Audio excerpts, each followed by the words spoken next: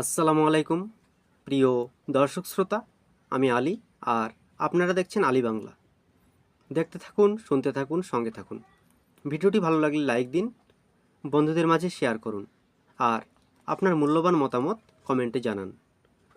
চ্যানেলটি যদি এখনও সাবস্ক্রাইব করে না থাকেন তাহলে অবশ্যই চ্যানেলটি সাবস্ক্রাইব করুন। শুরু করছি আজকের আলোচনার বিষয়, উহুদের যুদ্ধ। অর্থাৎ উহুদের যুদ্ধ সম্পর্কে আমরা সংক্ষেপে জেনে নিব। উহুদের যুদ্ধ ইসলামের ইতিহাসে অন্যতম গুরুত্বপূর্ণ সামরিক ঘটনা। এটি সংঘটিত হয় বদরের যুদ্ধের পরের বছর।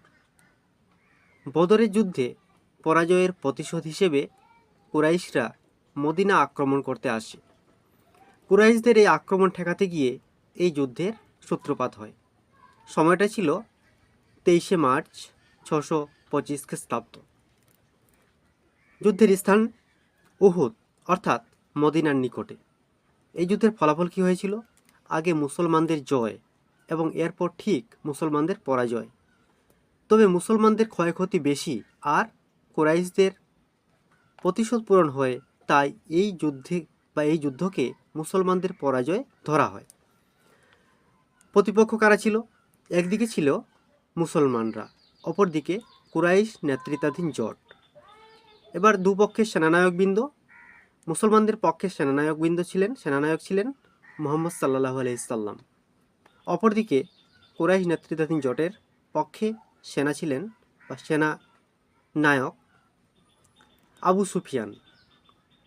এবার সৈন্য সংখ্যা দুপক্ষের মধ্যে, মুসলমানদের সৈন্য সংখ্যা ছিল 1000-এর একটু বেশি, আর অপরদিকে কুরাইশ নেতৃত্বাধীন জোটের সেনা ছিল 3000 জন।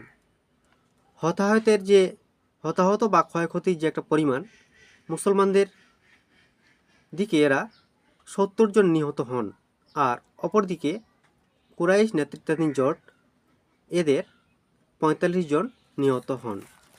দর্শক, ভিডিওটা কেমন লাগলো অবশ্যই আপনার মতামত কমেন্টে জানাবেন। ভিডিওটি সম্পূর্ণ দেখার জন্য আপনাকে অসংখ্য অসংখ্য অসংখ্য ধন্যবাদ।